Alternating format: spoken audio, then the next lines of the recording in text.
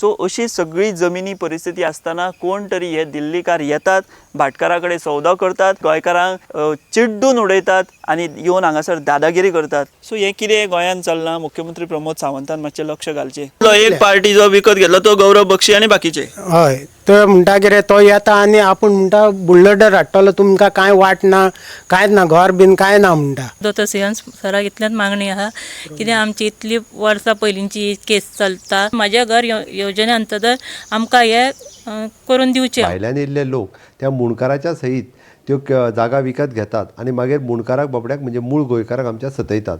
म्हणून हांवें विधानसभेंतूय म्हटलेलें हांव एकट्याय गोंयकाराचें घर मोडूंक दिवचो ना.